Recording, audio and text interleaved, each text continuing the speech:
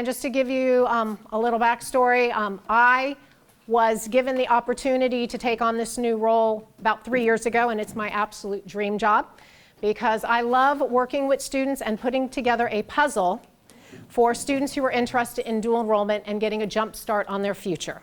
So without further ado, we will go ahead and get started. So this evening, what are we going to learn about? We're going to learn what is dual enrollment, the eligibility, application, and registration process. You're going to get a little taste of all of that, as well as the DE library procedures, because you may not know, but students, in addition to free tuition, they also get free materials, including books and access that they borrow and then return. We will talk more about that. Number 6, the withdrawal and failure policies. A lot of students are like, well, I'll just take it. If I don't like it, I'll just drop it. Not quite that easy. So we will explain that in greater detail. And then some of you in here may be also pursuing dual credit high school coursework, such as advanced placement or ACE, Cambridge. And so we're going to talk how dual enrollment interacts with those high school credit programs. Okay? So what is dual enrollment? Some of you may already know some of this. Dual enrollment is the opportunity to take college credit courses at IRSC while you're in high school, earning both college credit and high school credit simultaneously. So you're double dipping. You're taking a college class, earning the college credit, and simultaneously earning high school credit towards graduation. Students, as mentioned before, are not responsible for the tuition associated with taking those IRSC classes on the first attempt, and you borrow the books from the dual enrollment library. So it is a fantastic scholarship opportunity available to every high school student who meets the eligibility criteria, which we will discuss. And lastly, it's very important for everyone to understand that when you're taking IRSC classes, those grades start a student's college grade point average, it starts their college transcript, and it also impacts their high school GPA and their high school transcript. So they are intermingled with one another. Okay. So what is the eligibility criteria? How do I get my student to do this? Students, in order to start IRSC coursework, must have at least 4 high school credits with a GPA of 3.0 or higher, so that's a B average, and they have to have the appropriate placement scores. And that can be from a PSAT, an SAT, an ACT, a CLT, and the PERT. And PERT stands for Post-Secondary Education Readiness Test. It is the placement test that is given by Indian River State College. The first attempt is free. Every subsequent attempt is $20. So one of the things I like to encourage students to consider, if they know in advance, when your student takes the PSAT in 10th grade, don't just blow it off. It's not just a pre-SAT or it doesn't matter, I'll blow it off, because the PSAT can count for dual enrollment placement. It is a free test that every 10th grader is given the 3rd week of October, their sophomore year. So it's also an equitable access placement test, okay? A lot of students don't realize that. If you get the placement scores on the PSAT, you don't have to take the PERT, okay? Also, if you are interested in dual enrollment, you do have to, in fact, complete an IRSC application and upload the DE program agreement form. It is a Form 508, and you have to do both pieces in order for your application to be complete and processed. We'll talk more about the application process as well. If a student is interested in pursuing dual enrollment, they should notify their high school counselor. I am on every single high school campus 1 day per week, and I work with students all the time, assisting them in completing their IRSC application, uploading that program agreement form, and I am happy to do so. But sometimes students think that if they've done the application at home, that they're done, but they've never uploaded that additional document, and it really tiny, tiny letters, and I'm not sure why IRSC does this, but it says, 1 action required. It's very tiny, and it's very easy to miss that. But if they don't upload that document, the application is stopped in the processing process, okay? And also something that is very important for everybody to understand, all students, doesn't matter if you've gotten an 800 perfect SAT on both sections or you have a 4.0 GPA, all students must take the SLS Student Success class. It's like an introduction to college class. You learn about time management, organizational skills, study skills, because college is very different from high school. And we may talk about that if we have time. So what is the application process? We talked a little bit about it already. You're going to go onto the IRSC site. You complete the IRSC application. You go through all of the sections and make sure that you follow that order, which I'm not going to read it to you. That's why I'm going to email this out to everybody so you have this as a resource and you can have it next to you as you're working through on the computer. But you have to complete the application. You have to upload the program agreement form. You have to have the GPA, which is verified by your high school counselor each semester that a student registers for a class. And you have to have the appropriate placement scores on record with IRSC. Otherwise, the IRSC system will not allow you to register for courses. Okay, so the high schools and IRSC work in partnership with one another to verify that a student is actually ready and appropriate for dual enrollment, because we don't want to set a student up for anything but success. Okay. And lastly, no dual enrollment student is to provide their social security number. That is a section, it is asked, but we encourage all dual enrollment students to leave that information off. That is something you will need to do when you graduate from high school and apply to college. You'll have to provide your social security number because that's how your records and your transcripts are linked with one another. But for dual enrollment purposes, do not include the social security number. Application process. So this is what I try to explain to students, and I know it's a lot of information. That's why I have it written up here. So what happens is the student completes the application, they upload the 508 form, they click submit. The first 24 to 48 hour window, they get a first email that says, welcome, we've received your application, we're processing it. Then a second 24 to 48 hour window, they'll receive the second email. Sometimes it's fortunate that they'll just get one email and the first two emails are combined, but sometimes it happens the other way. The second email will have the student's assigned IRSC student number. It's very important. That is how you are identified in the IRSC system. It's important that you put this in a safe place. I encourage students, because your students have to use their own email address to complete the application, iCloud, Yahoo, Gmail. So I suggest in your email provider that your student create an IRSC folder so that all the IRSC emails that they get can be immediately filed in, so that when they are looking for any information relevant to IRSC, they can immediately go. Because I've seen some emails with students, their folders have 15,000 unread emails. So sometimes it can be very difficult to find what they're looking for. And if they just go ahead and organize it, it just makes it more easily accessible. Okay? Then at this point, there's a fork in the road. If your student has a placement score, such as the PSAT or the CLT, they are encouraged to share that student number with either their high school counselor or me via email. And I'll tell students when I work with them, just go ahead and forward that email to me and type briefly, please send my CLT scores or please send my PSAT scores. Then I have your permission, and I will go ahead and send the appropriate documentation to IRSC, who will then review that request and attach it to your student's IRSC record.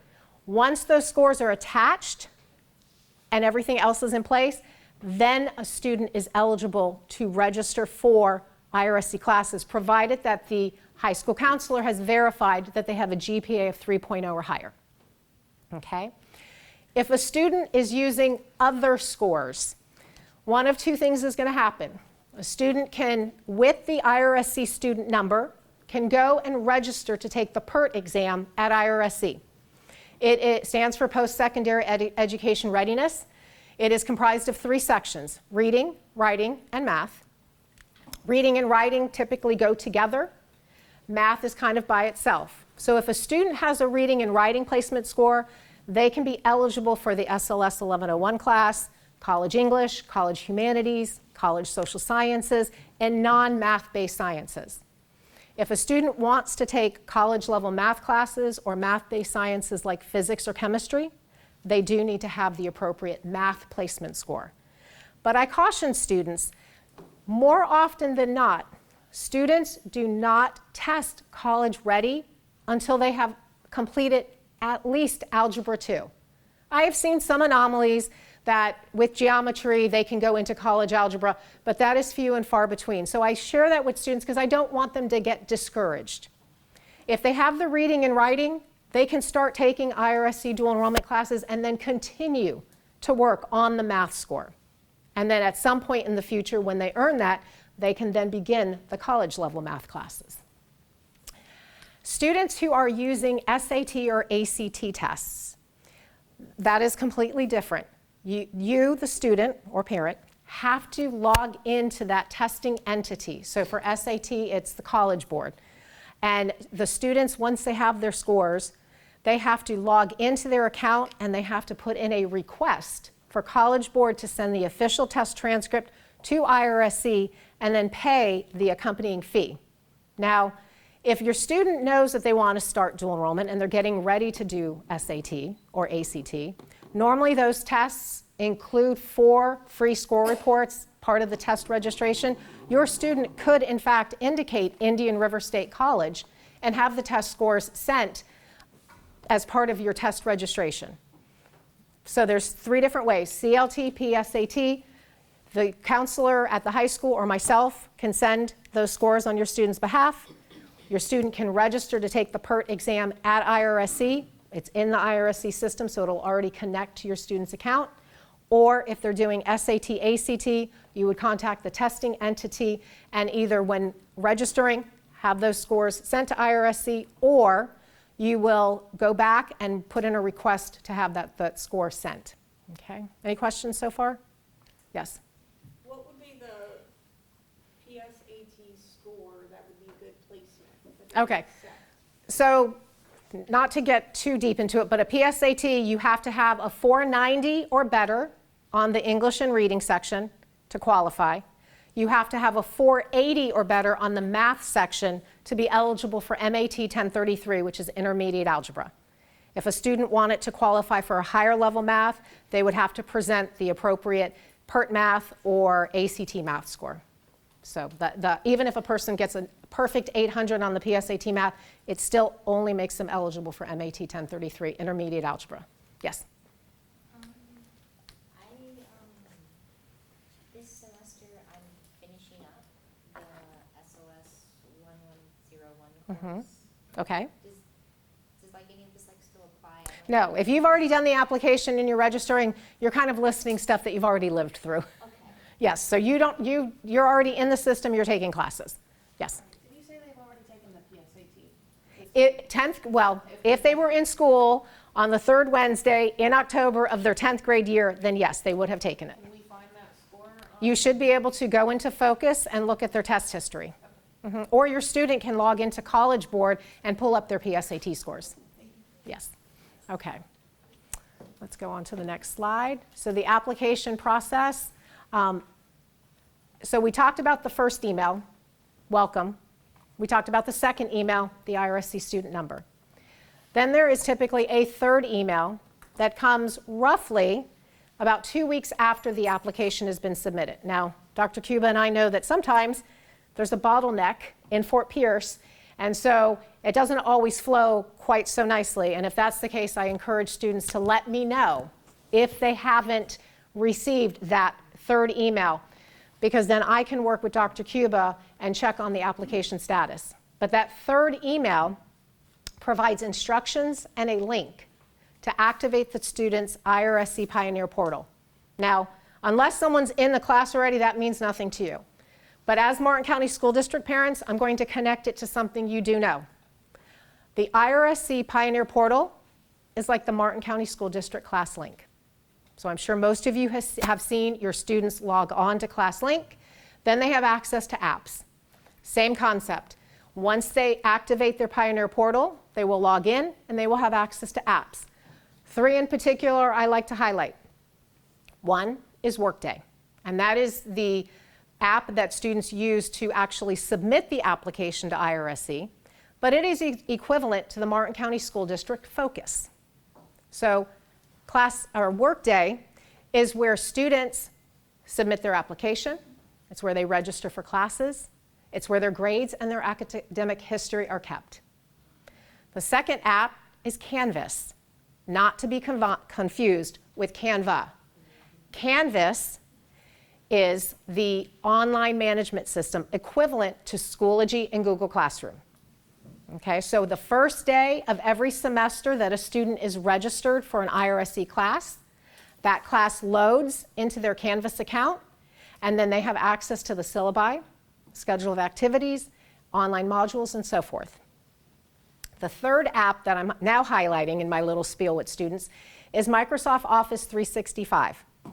As an IRSE student, they have free access to Microsoft Office 365 in their portal.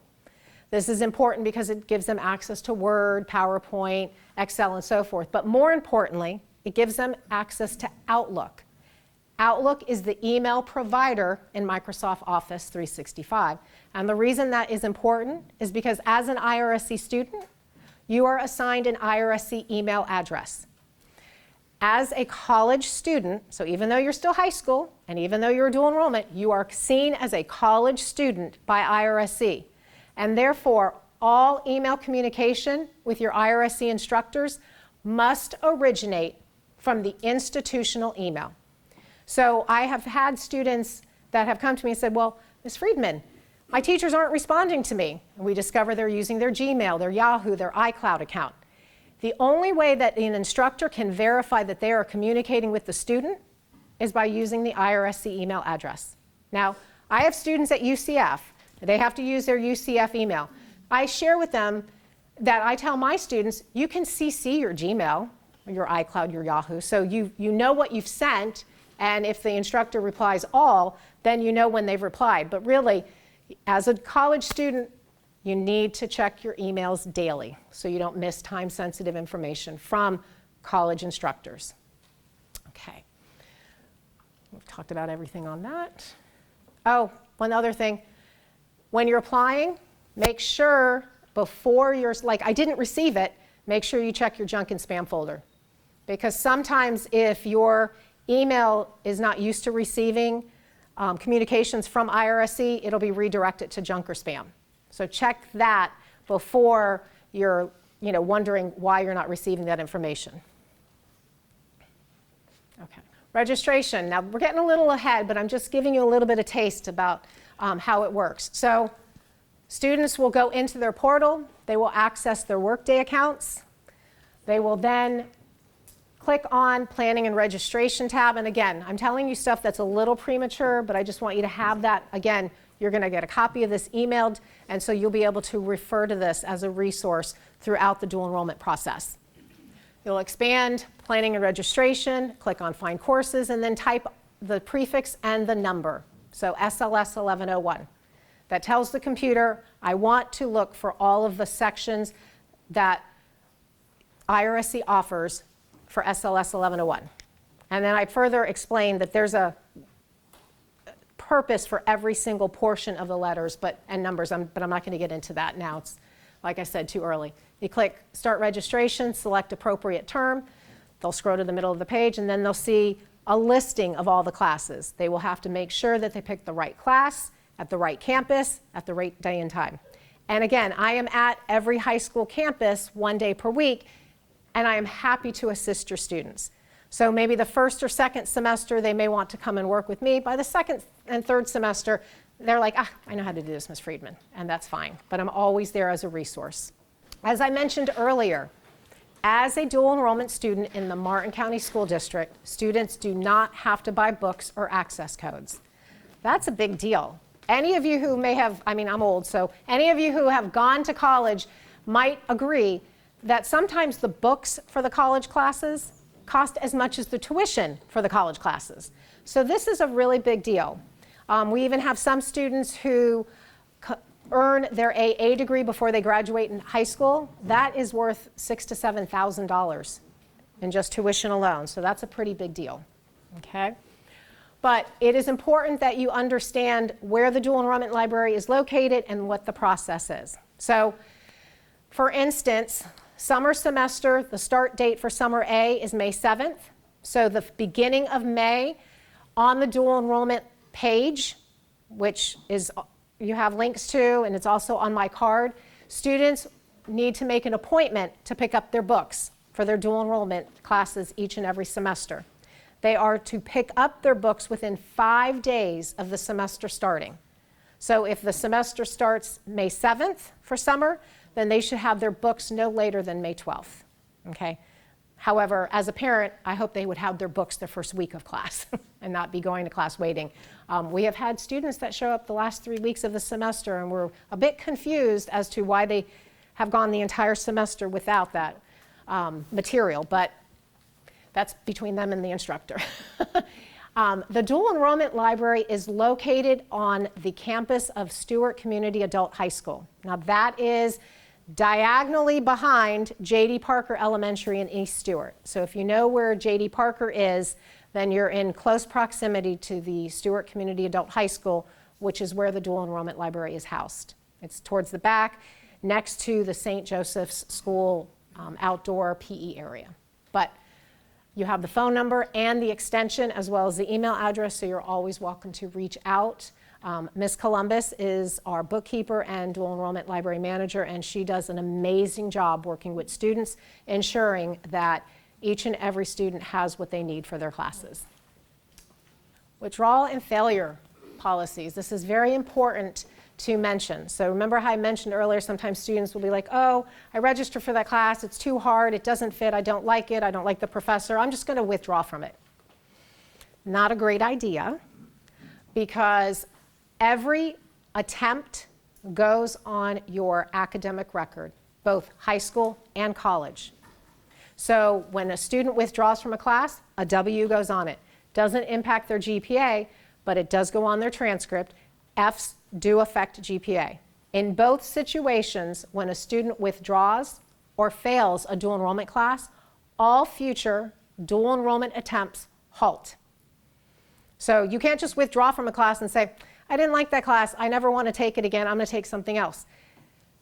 In order to continue taking dual enrollment, you must register for the exact same class that you withdrew or failed and pass it successfully before you can take any additional dual enrollment classes. In addition to that, if you're doing a course retake, you are responsible for paying the tuition. An in-state tuition is just over $300. The only exception to that is if you complete a retake during the summer semester. And summer is a little bit unique in a way that fall and spring are 15 to 16 weeks. Students can expect about a paper project or assessment roughly every other week. Summer, although it's 12 weeks, it actually is comprised of 2 mini-mesters. So there's 6 weeks summer A and 6 weeks summer B. So you're taking a 15 to 16 week college class in a 6-week time. And so you're going 2 to 3 times as fast as a regular semester, and you can expect a paper project or assessment every week. So even though summer is free, depending on your student and depending the demands of their life, summer may or may not be in their best interest. So, but we want to hopefully avoid that issue to begin with, because you know ahead of time if you withdrew or fail from a dual enrollment class, what the consequences are. Once those classes are remedied and successfully passed, then a student can continue taking additional dual enrollment classes, provided that they still have a cumulative GPA of 3.0. So a high school GPA unweighted of 3.0 must be maintained through their entire dual enrollment career. So you fail a class and your GPA is at a 3.1, it could potentially bring you below a 3.0 mark and making you ineligible for dual enrollment that next semester. So these are just some things to try to be aware of so that you don't find yourself in that situation. If a student is considering a withdrawal, they should speak with me or their high school counselor first.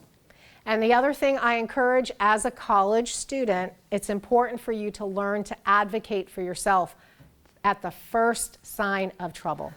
So it's high school is very different from college in the sense that high school, oftentimes students can turn work in late, they can work with the teacher.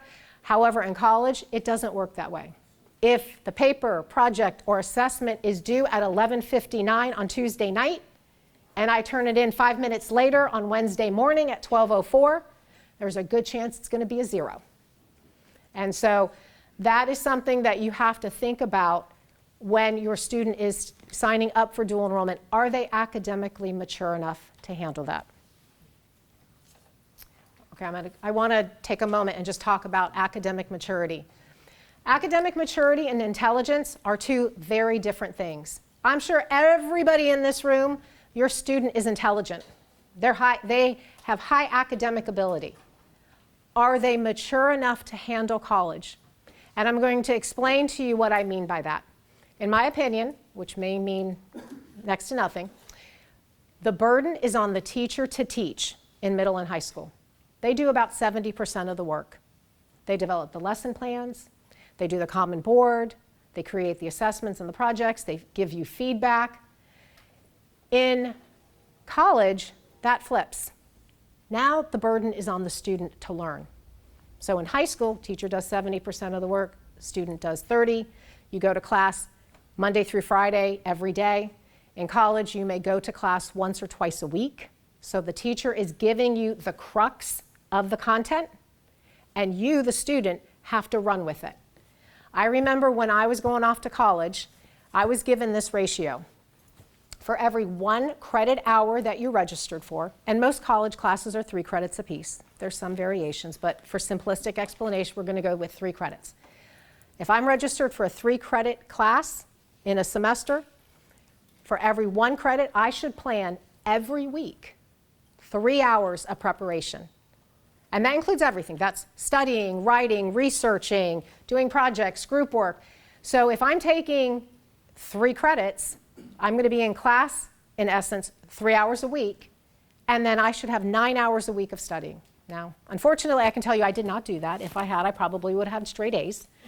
But for students that are in dual enrollment, I usually share with them, at a minimum, you should plan for at least 1 hour per week for every credit hour that you registered for. So if you're taking 1 3-credit class, expect no less than 3 hours a week of time devoted to preparing to be successful in that class. And when I say successful, I don't mean A's, although A's are wonderful, but preferably nothing lower than a B. More A's than B's is going to be better, because remember, this is your college GPA. You're taking this with you after you graduate. So in my day, the waters didn't get muddy. You graduated from high school, because I didn't have dual enrollment access, and then you went off to college. Now, with dual enrollment in high school, which is wonderful, if you do well and it's right for you, it is impacting college and high school simultaneously. And I will also share with you that although dual enrollment is a wonderful opportunity, it is not necessarily for every student, and not necessarily for every student at the same time. And I'm going to give you an example, a personal example. So I have 3 children. 2 of them happen to be twins, born a minute apart, boys. My one son has run with his life since 7th grade. I have no idea what's going on. He checks his own email, he makes his own appointments, he's self-sufficient. His twin brother, and they're finishing their 3rd year of college, I still have access to his email, and I still register him for college classes, because he's just not there. If there's any elementary educators, or you're familiar with an elementary school book, Leo the Late Bloomer, it's about a lion who everybody else is getting their mane, and he isn't. This particular son is my Leo the Late Bloomer. And so the one that has run with his life since 7th grade, he started dual enrollment in the summer after 9th grade and has been successful. I wasn't sure I was going to let his twin brother do dual enrollment at all, because I couldn't want it more than he did. And I wasn't about to let him mess up his college record if that was the case. I'm happy to report 18 months passed. He too matured with mom's foot up his backside, and he was successful in dual enrollment, and he's being successful at UCF as well. So I just want the parents in the room to kind of keep that in mind. Dual enrollment is great for the right student at the right time in that student's life. It's not a one-size-fits-all. And we have some students who will take one dual enrollment class while they're in high school, and that's great. We will have other students that maybe take 5 to 10 classes and get a jump start and enter college as a sophomore. And we have those students who also successfully complete an AA degree before they graduate in high school. All of it is wonderful because they're getting a jump start on their future, and you can't go wrong with that. But don't get caught up with, oh, so-and-so's kid is doing this and so-and-so's kid is doing that. What is your kid doing and what is best for their future and their life, okay? As Ms. Barrow said, AP, ACE, and IB at South Fork, but I have no limited about that, so I don't like to speak to that. Those 3 programs are college-level coursework taught in the high schools. And how that works is that they take the high school class, they pass the high school class, they get the high school credit. When they take the independent exam at the end of the year, associate it with that class, and earn a certain score or grade, they are also eligible for college credit by exam. So I can tell you my sons that I talked to you about just a moment ago, they both earned their AA degree before they graduated with high school with half test credit, AP and ACE. So you can blend those programs together. It is important to note that if your student is taking AP or ACE exams, in order to get the college credit awarded to them, they need to send the official test transcript to IRSC and notify their IRSC advisor that this is happening. So I'm going to pause for a second, something I just realized as I said that I did not explain. Every student in here has a high school counselor. That high school counselor's primary job is to make sure that your student fulfills the state graduation requirements to earn a high school diploma. That's their sole purpose. Then, if they complete the IRSC application and are taking dual enrollment classes, they are also assigned an IRSC advisor. That person is solely focused on ensuring that your student is taking the right set of classes, if they want to earn the AA degree, checking off all the boxes, if they're planning to take some prerequisite coursework en route to FIU or UF or FSU or UNF, that they're taking the right type of classes. So sometimes these 2 systems, although they're happening simultaneously, don't always seamlessly communicate with one another. And that's where my role comes in. And again, as I said before, it's the best job in the world. I get to be the go-between and assist students in their course selection so that the courses they're taking check off the boxes for both high school and college. And so I'll give you an example. Students who are thinking they want to maybe do an AA degree and they're not doing the accelerated programs like ACE, AP, or IB. I'll talk about that in just a second. Those students may take English 1 in 9th grade, and don't worry about the levels, honors, pre-AP, pre-IB. English 1 in 9th grade, English 2 in 10th grade. Then they may select, if they qualify and want to, they could choose to do ENC 1101 English Comp 1 at IRSC in lieu of English 3, and ENC 1102 English Comp 2 in lieu of English 4. And what they've done is they have completed the 2 English requirements for the AA degree, and they've completed the 4 high school credits for the high school graduation requirement. Not by taking 6 classes, like in my day, English 1, 2, 3, 4, and then the 2 college Englishes, but by taking 4 and blending it together, checking boxes off in the college and the high school with just the college course. Now, ACE and AP becomes a little trickier, and that's something that's not really for a whole group discussion, but there are links on this page so you can see ACE to DE guide and AP to DE guide. Those are resources found on the Martin County School District dual enrollment page. If you go to martinschools.org, click on departments, select dual enrollment, scroll down to the bottom, there's a whole bunch of hyperlinks. These resources are listed there, and it will share with you what AP class and score will lead to what college credit at IRSC. There is also a resource on that page that has links to all of the accelerated credit pages of the state university system. So UF, FIU, USF, Florida Gulf Coast, they all have credit by exam pages, so you can look and see if my student takes this AP class and earns this AP score, this is what UF will give them. If my student takes this ACE class and gets this score, this is what FIU will give them. And so those are good resources to start looking at because, for instance, a student who is taking AP English Language or ACE English Language, if they earn the credit by exam, that is equivalent to ENC 1101.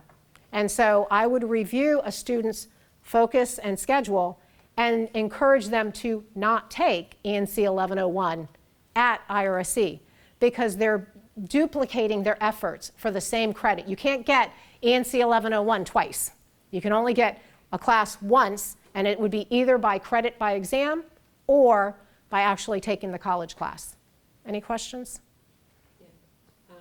Repeat, what is that link that you can use to value the school, to the courses that we're taking? Okay, so this PowerPoint, which I'm going to share, you can see the two guide words are they're underlined, and what that means is there's the hyperlink. If you click on that word when you get the email with that, it will take you to the ACE and AP resource guide. But on the dual enrollment page, you can find these as well as the link to the state university system and click on, you're going to go to a page and then you're going to see a one-page document that has links for all of the state universities. You can click on those, it'll take you to the acceleration pages, and you will be able to see if my student takes this AP class or this IB class or this ACE class, what does that translate into for college credit at that institution?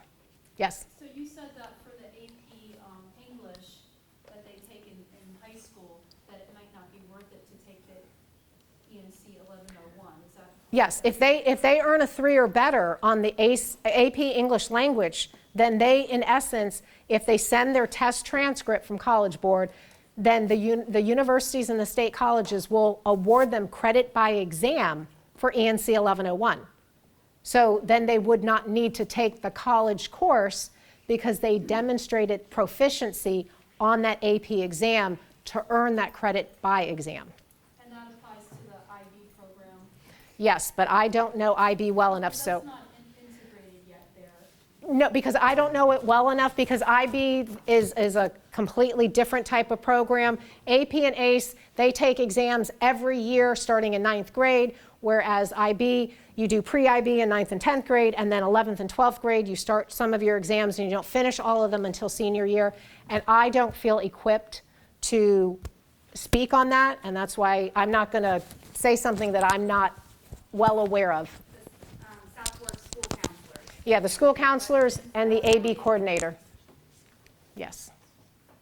But if you go to the dual enrollment page and you click on the link that's on the left side where it says credit by exam at Florida institutions, you will be able to find because they have IB, AP, and ACE pages. So you can go to the individual schools and see what those universities will award credit for based on the IB tests that your student takes and passes. Okay. Any other questions? Yes? No? Okay. All right. And so, as I mentioned before, certain scores are required. In the AP exams, a student has to earn a 3, 4, or 5 to be eligible for college credit, and that it does depend on the institution. So not all schools accept credit by exam, and not all schools accept dual enrollment. Now, if you're going to stay in the Florida system, Florida public system, there's reciprocity. There's usually no question that you're going to receive those credits and take them with you, but I'm going to share with you 2 examples of what I'm referring to. So I'm a former school counselor at all levels. I worked at 2 high schools. When I worked at Martin County High School, I had a young lady who earned probably close to 30 credits in AP. She took 10 AP classes and passed all of them. Kudos to her, that's wonderful. She chose to go to Duke University in North Carolina. They accepted 0 of her AP credit. What they did do is they recognized her proficiency in entry-level coursework, and they didn't make her repeat those courses. It's like she tested out of them and into higher level courses. But again, private, out of state, they wanted her to do 4 years in residence. Okay? Here's an alternate story. I also worked at Clark Advanced Learning Center. They don't have AP, IB, or ACE. They have strictly dual enrollment. Had a young lady who graduated with her AA degree. She applied and got accepted into George Washington University. Again, another private, out-of-state school. They accepted 55 of her dual enrollment credits. So when students ask me, well, which is better, what should I do? With the exception of the Florida system that accepts both, there is no rule of thumb. It really, truly is institution specific. So if your student has an idea or their sights set on certain schools, you may want to speak with those post-secondary institutions, those colleges and universities, and find out what are your credit by exam policies, what are your dual enrollment policies before your student commits to anything, okay? And then you find out, oh, why did we do that? If you know early enough on, then you can take the proper course of action. The other thing for students who are starting early, and what I mean by that, if they start the summer after 10th grade and they want to try to get an AA degree, they should have plenty of time to do that. There's enough time to take the certain number of classes, which is roughly 20 classes for an AA degree. And so 12 of them are prescribed. There are 8 electives. So SLS falls under an elective. And sometimes students will say, well, what should I take for my electives? This is where I kind of turn it back on the student and I give them homework. If they know what they want to study and they know where they want to study it, then you want to look at that degree program at the institution that you hope to get in and complete your degree. Because as a dual enrollment student, and those who are trying to earn their AA degree, what you're roughly doing is you're taking your junior and senior year of high school and you're overlaying your freshman and sophomore year of college. So it takes a lot more planning. You know, you're not just completing your high school graduation requirements. You want to make sure, if possible, that those classes align with what you want to study in the future. Now, that only works so well, and I'll give you an example. I haven't talked about my daughter yet. So my daughter is a 2019 graduate. She knew in 10th, 11th, and 12th grade what she wanted to do. She got to college and she changed her major 4 times. So all that planning I'm telling you to do may or may not work to your advantage because the person your student is in 9th or 10th grade may be very different from the student they become their senior year or their freshman and sophomore year of college. And that's okay, but these are just some things to think about, okay? Any questions? Yes?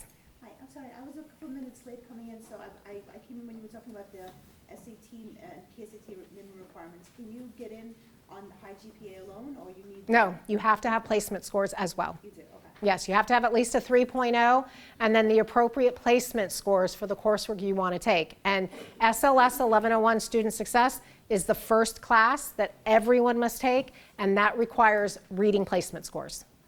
And then if a student wants to take college English, humanities, social sciences, non-math-based sciences, they also have to have the accompanying writing score. Okay, so if the math is below and you only want to take the English, then you're fine. And I see that all the time because most students, and sorry for those of you hearing this again, most students are not college ready for math until they've accomplished at least Algebra 2. And so it's pretty common that students will have the English and reading and not the math. Can I just ask something real quick? Yes? So raise your hand if your child is currently in 9th grade. Okay, so a lot of those. Hands down. What about in 10th grade? Anyone with 10th graders? Okay. 11th graders? Okay. Any 12th graders? I doubt it because they're graduating. So those 11th graders, though, there is an ability to get in Yes. on the GPA. Yes. So the 11th graders, when you're going into 12th grade, there's a special program called Dual Enrollment Success Academy. So you can get into dual enrollment with a 3.0 GPA with no minimum test score. As long as you've As long taken the as you've test. taken the test.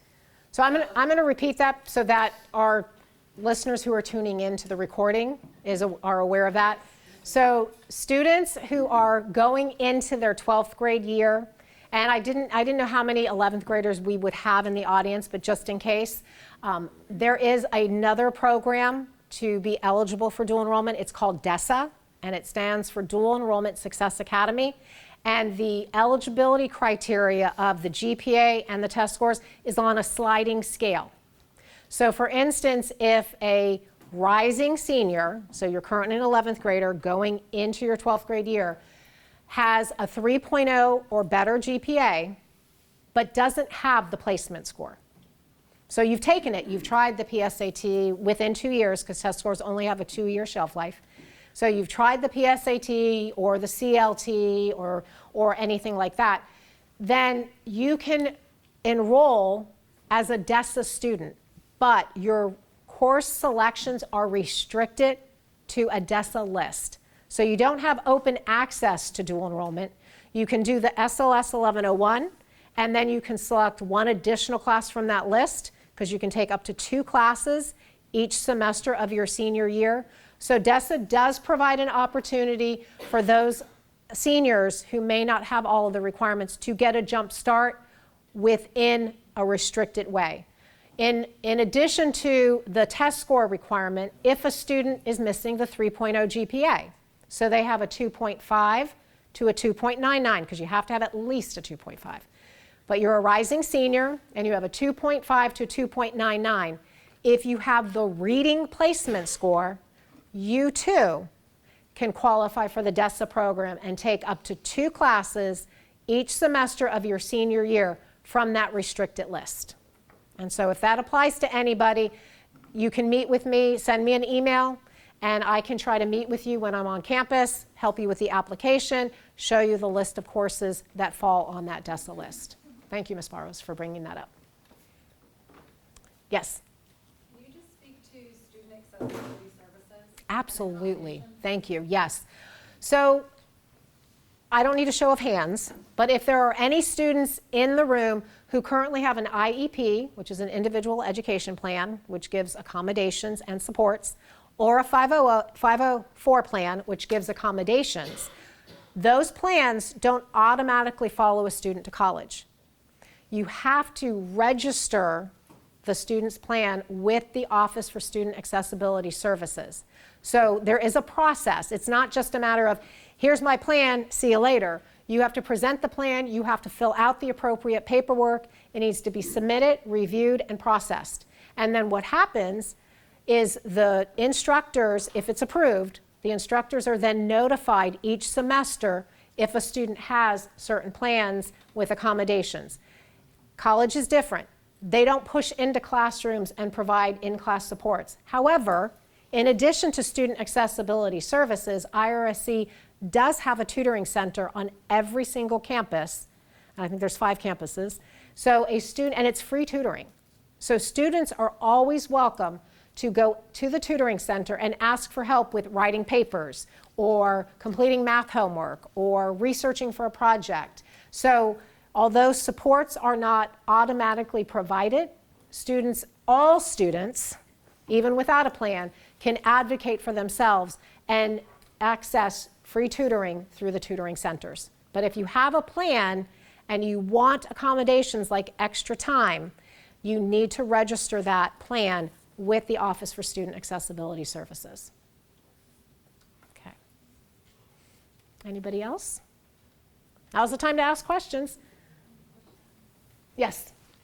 So for the registering for the materials, can someone else pick up for the students, or do the students have to be present? No, lots of times we have students that are in class and parents do it. You just would need to have the student's 4300 number and give their date of birth. So we have to make sure that we're identifying the right student and providing the right materials, because you can ask Ms. Barrows, these materials are thousands and thousands of dollars. So we don't want to just give it and never see it back. We've had graduates who have enjoyed picking up free materials for dual enrollment, tried to come back and get books and access codes, and unfortunately, that is only available for currently enrolled students in the Martin County School District. So, yes? Do you have to re-register every year? Like if we took summer classes, there's already an ID number and everything that exists, so do we have to re-register? That is an excellent question, and the terminology you're using is a little erroneous, so I'm going to explain. So there is a difference between application and registration.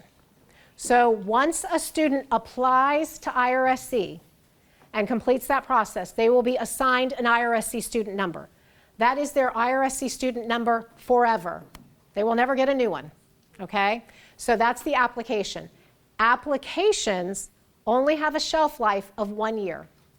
So I have seen situations where I will work with a student, maybe spring semester of their 9th grade year. They've given it some thought. They've decided, you know what, I think I'm going to wait till my senior year and take some dual enrollment classes. Well, if they did it in the spring semester of their 9th grade year, and now we're jumping ahead to fall semester of their senior year, that is well over 12 months. That application is no longer active. They will have to, in fact, complete a new application. Oftentimes, most of their information will pre-populate, so it's quicker, unless something has changed like address or phone number. But they do have to submit a new application, but their IRSC student number will not change. So it'll be the same number, it's just that the application may no longer be live. They may have to do a new one if 12 months has lapsed in any class enrollment. Okay? Does that make sense to you? So that's the application.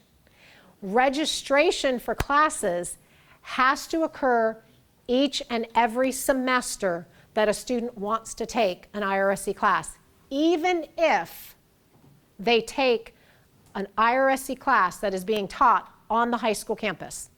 So most of our high schools offer, we have the opportunity to offer up to 3 different classes, or 4 different classes. Historically, we've offered 3. We've offered SLS 1101 Student Success, ENC 1101 English Comp 1, and ENC 1102 English Comp 2 directly on the high school campus. So what's nice about that for students who are younger, like 9th and 10th grade, who don't have transportation, they can have it as part of their 7-period day and never leave campus. That type of IRSC offering is taught by a Martin County School District teacher who has been credentialed by IRSC. That means that they have a master's degree and whatever requirements need to be in place to teach that particular subject. But students will go to that teacher Monday through Friday, like their regular classes, as part of their 7-period day. So that's one possibility that you can take it on the high school campus. Obviously, the other option is that you can take the IRSC college classes at the college campuses. But it's different. You have to provide your own transportation to and from.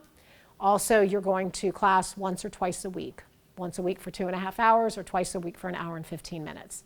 So again, sometimes it is advantageous for students just starting out with dual enrollment to take those classes, those beginning classes anyway, on the high school campus, because they have a little bit more scaffolding of support. You know, there's a high school teacher. That pedagogy is a little different to the high school student, because when your student is taking IRSC classes at the IRSC campus, there aren't dual enrollment sections. So you have dual enrollment students, you have 20-year-old students, you could have 50-year-old students. They're all college students, and the instructors will not differentiate between a dual enrollment college student or a postgraduate from high school college student. Yes? If your student is taking a college level class on their high school campus, do they still have to register Yes. for it with IRS? And I appreciate you for bringing me back there, because that's where I wanted to end up. So those classes that are on the high school campus that are IRSC, your student is going to see it in their focus account because their school counselor is going to put it there. But because it is an IRSC class, regardless of where it is being taught, the student must register for it in the IRSC system. So sometimes at the beginning of the school year, there's a mishap. Students are like, but I'm in SLS. I have Dr. Gardner at Martin County High School, but they didn't have it in their workday account. And so depending on when we discover that, and really the student needs to bring it to our attention, because they shouldn't, if they're not in the IRSC system, they wouldn't have access to the IRSC class in Canvas that we talked about earlier. they should bring that to our attention. And if it's within the first week or two, usually Dr. Cuba is gracious enough to work with us to make sure that the student is placed into that high school section. But it is really important that if you're here, and spread the word, regardless of where you take the IRSC class, high school campus or college campus, it must be in the IRSC system. And so that comes back to your question. The application process is typically once, unless the application is expired, and then they have to submit a new one. But registration for classes takes place each and every semester. Yes? Are any of the classes online or? I really didn't want to go there. So I guess I will. So IRSC offers classes, these are not the high school classes, the 3 class formats. So they offer completely in person, and so in a fall or spring semester, it is requiring a student to go to class 2.5 hours a week. So it's once a week for 2.5 hours, maybe Tuesday night from 5:30 to 8, or twice a week for 1 hour and 15 minutes. It could look like a Monday and Wednesday, 8 to 9:15, a Tuesday and Thursday, 1 to 2:15, but it's 2.5 hours of face-to-face time. Then there is the other end where it's completely in person. So there's no face-to-face time. I'm not a huge fan of that because getting back to that academic maturity piece, sometimes students, if they close their computer, it's out of sight, out of mind. And then we have had students who have failed online classes, not because they couldn't do the work, but because they didn't do the work. And so those grades are going to matter. Even if you never open up the computer, you're going to get an F and it's going to go on your high school record. And so I'm not a huge fan of those, but yes, that is available. And so what I usually do with students that are telling me they're going to do online classes, I put on my mom hat and I say, you have to promise me you are going to log into your class every single day, even if it's for 5 minutes, including Saturday and Sunday. Because if you log into your online class every single day, you will review the schedule of activities. You will see if you have something that you forgot is due at 5 o'clock that day, and you can still do it without running the risk of getting a 0. Okay? So I'm not a huge fan of online because I also think college is about that interaction between the instructor and fellow students. But yes, it is available. I can tell you my 2 boys did all of their dual enrollment classes online because they were COVID kids. And so they did that. But I will tell you, remember I talked about the one that hasn't run with his life? Mom was on him every single day. Log in right now, let's take a look. So you know your student better than I do. So you know what they will need if you need to put that extra layer of accountability on their shoulders, okay? So I talked about 3. We talked about completely online. We talked about completely in person. There is also a third option. It's called hybrid, and it's exactly what it sounds like. It is right in the middle. So remember, this one, you don't go to class at all. This one, you go to class 2.5 hours a week. With hybrid, during the fall and spring semesters, because it's 2.5 hours a week, you go to class once a week for 1 hour and 15 minutes. So it's half. Now, remember I said I'm not a fan of online? I'm okay with hybrid. And the reason I'm okay with hybrid is because your student is interacting with their teacher in person at least once a week. Because what we also find with some of our online students, strictly online, is that they feel isolated. They feel like there's no resources and no help available. That's not true, but again, that's their perceptual reality, so we have to respect that. And so in an online format, students have to advocate for themselves much more, okay? And there's also a delay in communication. So I have an issue with an assignment. I email my instructor. I have to wait for the email to get to them. I have to wait for them to check the email and respond. Then I have to wait for it to come back to me. It's not instantaneous communication. Whereas if I am in class, I can go 5 minutes before or stay 5 minutes after, and I can ask the instructor in person, or if there's time in class, I can ask my question, raise my hand. So, but yes, that was a very long-winded answer to your question. So, but yes, online is available. Any other questions? Yes. For the application thing where it expires after 12 months without new enrollment, if you don't enroll for a new class at IRSC, but you're still, I guess, cashing in credits from like ACE or AP scores, would that count, or would So- you still need to you still, it's dependent upon class enrollment. So for instance, I'm working with students currently applying for summer semester. Okay, so we submit an application today, April 10th, 2025. That application expires April 10th, 2026. That application is good for students who want to enroll, provided they meet the eligibility criteria. That is good for students who want to enroll for summer semester, fall semester, or that spring semester. If they have not had an enrollment in any of those 3 semesters, their application will in fact expire, and they will have to complete a new application. The other thing I wanted to mention, and I don't know why this reminded me, but I wanted to share with you. So students who are using SAT or ACT test scores, or students who are trying to bring in ACE or AP test credits, you're going to request those transcripts to be sent to your IRSC, to the IRSC campus. It is also important that you notify your IRSC advisor that you're doing that. And the reason is that there is this test repository in the sky at IRSC Fort Pierce that holds all these test scores for everyone who's ever sent those transcripts. But they are not automatically connected to a student's account until the student's IRSC advisor submits a ticket on the student's behalf to pull those scores, and if they're ACE and AP, then there's an evaluation and translation process, and then the credit by exam is posted after a meeting with the student and the advisor. But it is important that you understand that just submitting the request to College Board or Cambridge does not automatically mean that they're going to appear on your student's IRSC record. There are further steps involved, including notifying your advisor to then add those to your account. Okay. Anybody else? Yes? We find out if your high school offers those classes that are taught at the high school. The high school counselor should be able to share that with you. But you wouldn't know unless you go ask them, because it wouldn't show up on the list. Well, depends on the high school you go to. Some of the high schools, when the students are meeting with their school counselor, may say, oh, do you want to take ENC 1101 here on campus? Other high schools may not necessarily promote that unless the student directly asks it.